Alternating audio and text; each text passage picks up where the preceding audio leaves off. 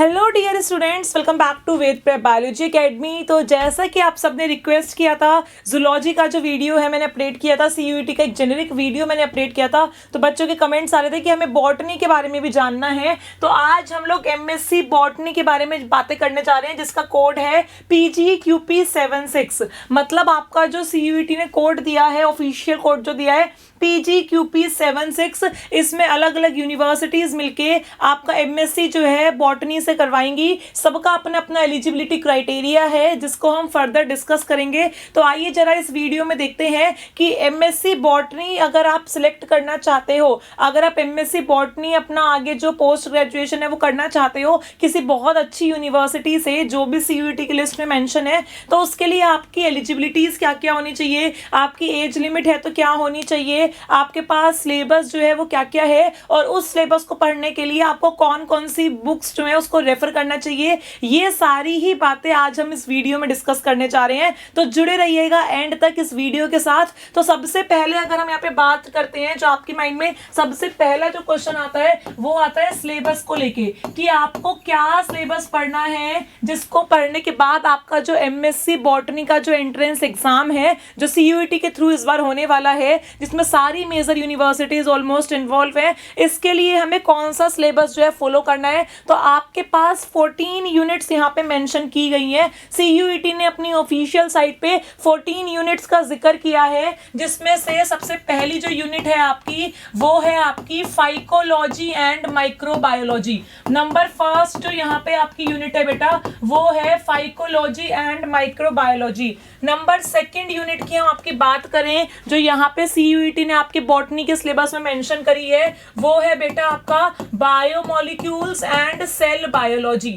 Biomolecules and cell biology. Similarly number third unit की अगर हम बात करें तो वो नंबर थर्ड यूनिट है आपकी mycology and phytopathology. Mycology and phytopathology. Number fourth unit जो है बेटा यहाँ पे आपकी वो है आपकी आर्केगोनिएट। कौन सी यूनिट है बेटा? वो है आपकी आर्केगोनिएट। नंबर फिफ्थ यूनिट है बेटा आपकी anatomy and angiosperms. Number fifth जो यहाँ पे आपकी यूनिट है बेटा, जो आपकी बॉटनी में बहुत इंपॉर्टेंट रोल प्ले करती है, वो है anatomy and angiosperms. Number sixth unit है बेटा आपकी economic botany. Number sixth unit आपको कौन सी पढ़नी है बेटा? Economic botany. Similarly number seventh unit की अगर हम यहाँ पे बात करें तो आपकी जो सेवेंथ यूनिट है बेटा वो है genetics.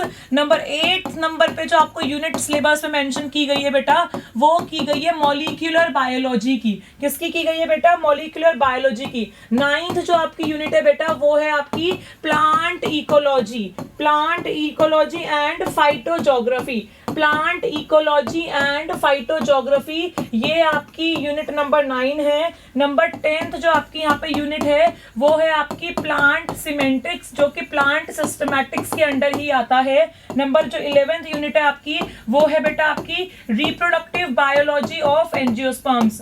Reproductive biology of angiosperms, ये आपकी यूनिट है बेटा नंबर 11th। उसके अलावा नंबर 12th यूनिट की बात करें बेटा, नंबर 12th यूनिट आपकी यहाँ पे दी हुई है plant physiology. Number 13th unit जो आपकी यहाँ पे मेंशन है बेटा वो है आपका प्लांट मेटाबॉलिज्म।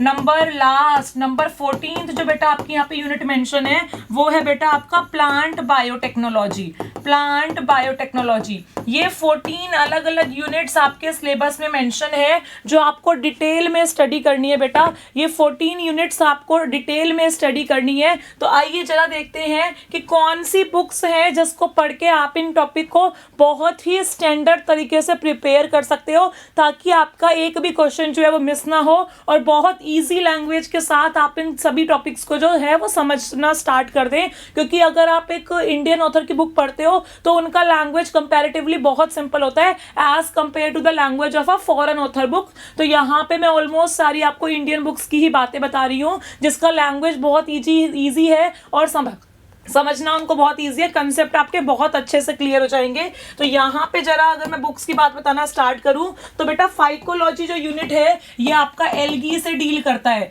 और माइक्रोबायोलॉजी वाला जो आपका यूनिट है ये आपका बैक्टीरिया, वायरस, जितने भी आपके वायरस वगैरह, जितने भी छोटे छोटे माइक्रोब्स होते हैं उससे डील करता है। तो बेटा फाइकोलॉजी और माइक्रोबायोलॉजी को बहुत अच्छी बुक आती है बेटा, वो आप पढ़ सकते हो सिंह पांडे जैन से। किससे पढ़ सकते हो बेटा? सिंह पांडे जैन, SPJ। शायद आप लोगों ने अपने BSc में भी इस बुक को रेफर किया होगा, ग्रीन कलर की बुक दिखती है, सिंह पांडे जैन। ये एक बुक है, 500-600 रुपए की आएगी। सिंह पांडे जैन में बेटा आपका फाइकोलॉजी और माइक्रोबायोलॉजी ये भी कवर हो जाएगा, आपका माइकोलॉजी, फाइटोपैथोलॉजी ये भी कवर हो जाएगा, और इसी बुक में बेटा आपका जो RK गोनिएट्स है ये भी कवर हो जाएगा। तो एक सिंगल बुक से यहाँ पे, एक सिंगल बुक से बेटा यहाँ पे आपकी 3 यूनिट्स जो है वो कवर हो जाएंगी।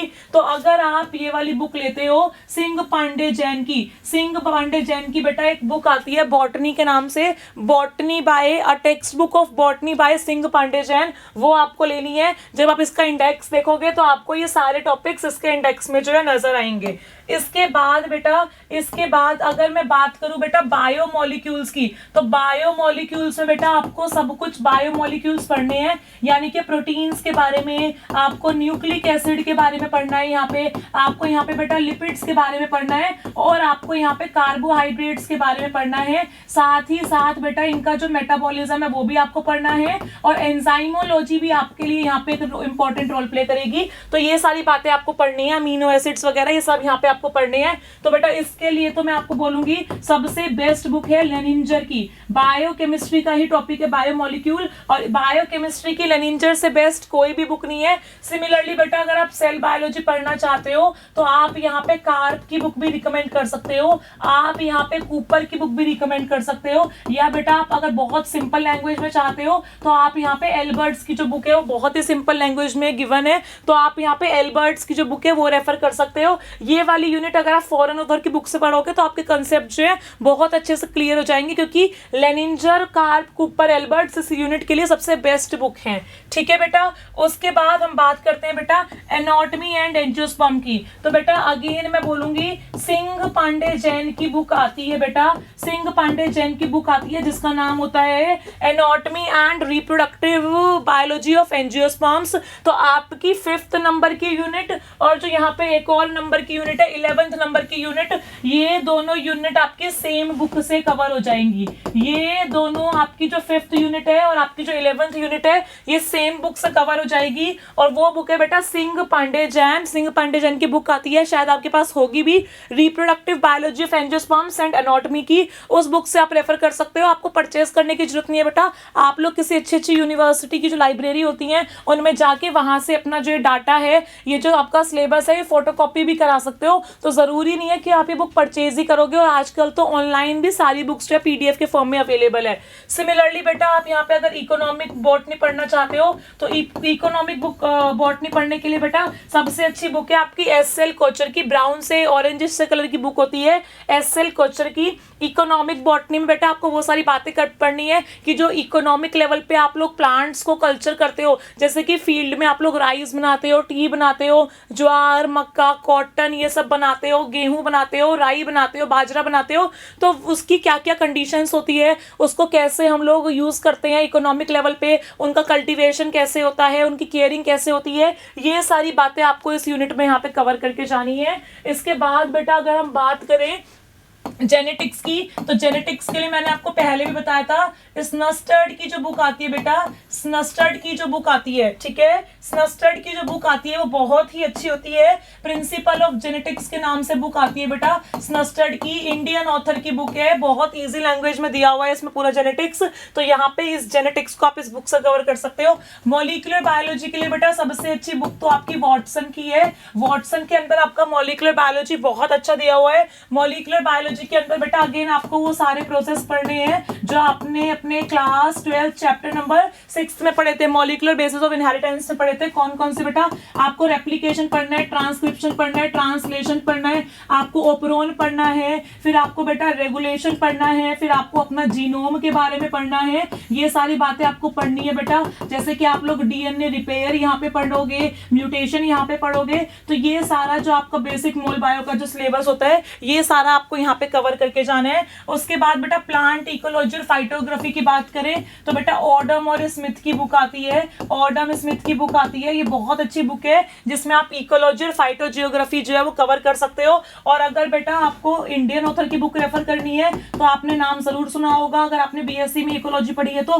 पीडी शर्मा की बुक आती है जिसमें बहुत सिंपल तरीके से पूरी इकोलॉजी जो है वो डिफाइन की गई है। रिप्रोडक्टिव बायोलॉजी के बारे में आपको मैं बता ही चुकी हूँ, ठीक है बेटा। रिप्रोडक्टिव बायोलॉजी के बारे में मैंने आपको बता ही दिया। प्लांट फिजियोलॉजी की अगर बात करें बेटा तो प्लांट फिजियोलॉजी में अगेन आपको वही सारी बातें पढ़नी है जो आपने अपने सेमेस्टर में भी पढ़ी होगी। जैसे कि बेटा यहाँ पे हम लोग फोटोसिंथेसिस जो है वो कवर करते हैं। फोटोसिंथेसिस में सब कुछ कवर करेंगे, cyclic flow, non cyclic flow of electron, PS systems वगैरह जितनी रिएक्शंस है फोटोसिंथेसिस में, photo respiration, CAM pathway, C3 pathway, C4 pathway, वो सारा हमें यहाँ पे कवर करके जाना है। उसके बाद बेटा आपको पता है आपको प्लांट हार्मोन्स यहाँ पे बहुत डिटेल में पढ़ने होते हैं। उसके बाद बेटा जो आपका फोटो पीरियोडिज्म वाला टॉपिक होता है, फिर जो आपका वर्नलाइजेशन वाला टॉपिक है, वो सारी बातें आपको यहाँ पे पढ़नी है। ऐसे बेटा आपको नाइट्रोजन फिक्सेशन यहाँ पे डिटेल में पढ़ना है, मिनरल न्यूट्रिशन आपको यहाँ पे डिटेल में पढ़ना होगा। तो ये सारा बेसिकली आपका रहेगा बेटा प्लांट फिजियोलॉजी में।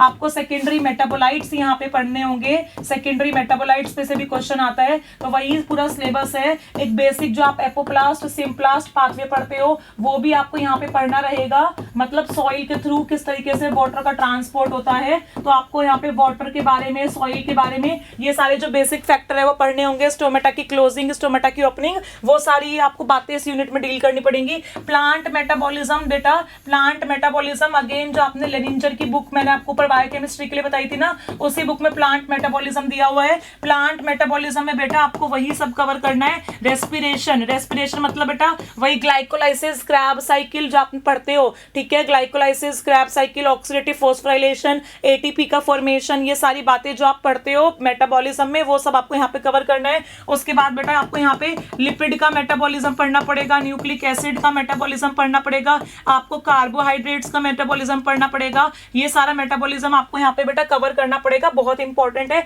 जिसमें आप लोग बीटा ऑक्सीडेशन वगैरह ये सारी बातें पढ़ते हो, ठीक है। Pentose phosphate pathway, triple P pathway जिसे आप बोलते हो, ग्लूकोनियोजेनेसिस और ग्लाइकोलिसिस, ये सारी जितनी भी साइकिल्स है वो आप यहाँ पे कवर करोगे बेटा। और लास्ट आता है बेटा आपका प्लांट बायोटेक्नोलॉजी, जिसमें बेटा आप लोग आरडीटी वगैरह कवर करोगे, जो आपका एग्रोबैक्टीरियम वाला टॉपिक होता है वो कवर करोगे। प्लांट बायोटेक में वेक्टर कौन कौन से यूज होते हैं वो कवर करोगे। प्लांट बायोटेक में टेक्निक कौन कौन सी यूज होती है वो कवर करोगे। और इसके लिए बेटा वीर बाला रस्तोगी की बुक जो है वो बहुत अच्छी है, एक इंडियन ऑथर की बुक आती है जिसका नाम है बेटा वीर बाला रस्तोगी, वो बुक यहाँ पे बहुत ही अच्छी बुक है। तो ये मैंने आपको 14 की 14 यूनिट के बारे में एक कंप्लीट इंफॉर्मेशन जो है वो प्रोवाइड की है, तो आप इसको प्रिपेयर कीजिए। उसके बाद बेटा सबसे जरूरी है प्रीवियस ईयर क्वेश्चन सॉल्व करना। अगर आपने बेटा प्रीवियस ईयर क्वेश्चन सॉल्व कर लिए हैं, सबसे सिंपल बात है बेटा, सबसे सिंपल बात है, सबसे पहले बेटा आप लोगों को थ्योरी पढ़नी है, ठीक है,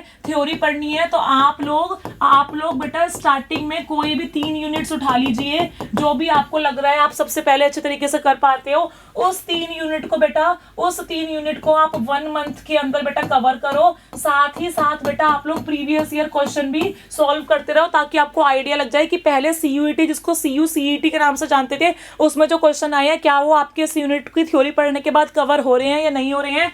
तो इसी तरीके से आप फर्स्ट मंथ में 3 यूनिट करो। फिर बेटा जो सेकंड मंथ आएगा आपका, सेकंड मंथ में आपको यहाँ पे 4 यूनिट्स करनी पड़ेंगी। कितनी यूनिट करनी पड़ेगी बेटा, क्योंकि आपका जो साइकिल है वो थोड़ा इंप्रूव कर जाएगा, तो आपको 4 यूनिट करनी पड़ेंगी। थर्ड मंथ में बेटा, थर्ड मंथ में आप अगेन 4 यूनिट करना। तो आपका जो पेपर है बेटा वो 1 से लेके 10th जून तक कभी भी हो सकता है। तो ऑलमोस्ट ये फरवरी एंड चल रहा है, तो आप मार्च में इसको कर लो, अप्रैल में इसको कर लो, मई में इसको कर लो। तो टोटल बेटा यहाँ पे आपकी कितनी यूनिट हो गई? टोटल यहाँ पे आपकी 4 + 4 8 और 8 + 3 कितनी यूनिट हो गई बेटा? 11 यूनिट हो गई। और अभी जो बेटा करंट मंथ चल रहा है आपका फरवरी, जिसमें ऑलमोस्ट अभी आप क्या कर सकते हो, आराम से आप अपना 1.5 यूनिट जो है वो कवर कर सकते हो। तो आप 1.5 यूनिट अपना फरवरी में कवर कर लो। इस तरीके से आप कर सकते हो। 14 में से अगर आप 12 या 13 यूनिट भी अच्छे से कर जाओगे तो आपका सिलेक्शन हो जाएगा। 14 के 14 करने का टाइम अगर आपके पास नहीं है तो आप ये स्ट्रेटेजी फॉलो कर सकते हो। और अगर आपको अपना रिमेनिंग जो 1.5 यूनिट है वो भी करना है तो आप बेटा उनको यहाँ पे ऐड कर लो। आप यहाँ पे ऐड कर लो, 0.5 यूनिट यहाँ ऐड कर लो, 0.5 यहाँ ऐड कर लो और 0.5 यहाँ ऐड कर लो। तो इस तरीके से अगर आप अपना डिवीजन रखोगे कि आपको 3.5 यूनिट्स जो है वो किस में कवर करनी है बेटा? वो मार्च में कवर करनी है। फिर आपको अप्रैल में 4-4.5 यूनिट कवर करनी है, मई में 4.5 यूनिट कवर करनी है, तब जाके ही आपका सिलेक्शन होगा। और आप अच्छे से प्रीवियस ईयर इनके साथ साथ सॉल्व करते रहिए, साथ साथ इनकी रिवीजन करते रहिए, तो आपका जो सिलेक्शन है वो पक्का हो जाएगा। अगर बेटा आपके पास प्रीवियस ईयर क्वेश्चन की बुक नहीं है तो आप बायोलॉजी एकेडमी, वेद प्रेप बायोलॉजी एकेडमी से जो गोल की बुक है वो परचेज कर सकते हैं। गोल में हमने DAU, BHU और जो बाकी यूनिवर्सिटीज हैं उनका सारा प्रीवियस ईयर क्वेश्चन कलेक्ट करके हमने एक साथ कंपाइल किया हुआ है। तो आप गोल जो कि CUET PG बॉटनी के लिए हमने बनाया है, स्पेशली जूलॉजी के लिए भी हमारे पास है, सब सब्जेक्ट्स के लिए आप इसको जो है परचेज कर सकते हो। और अगर आपको प्रैक्टिस बुक चाहिए प्रीवियस ईयर के अलावा तो हमने एक स्प्रिंट की बुक डिजाइन की है जिसमें ऑलमोस्ट 2500 से 2600 क्वेश्चन है। तो आप ये बुक भी जो है ले सकते हो। इसके लिए आप डिस्क्रिप्शन बॉक्स में जो नंबर है गिवन उस पर कॉल कर सकते हो। और अगर आप CUET बॉटनी के लिए प्रिपेयर कर रहे हो, एक आपको स्पेशल बैच चाहिए जो आपको CUET बॉटनी के जो 14 सब्जेक्ट है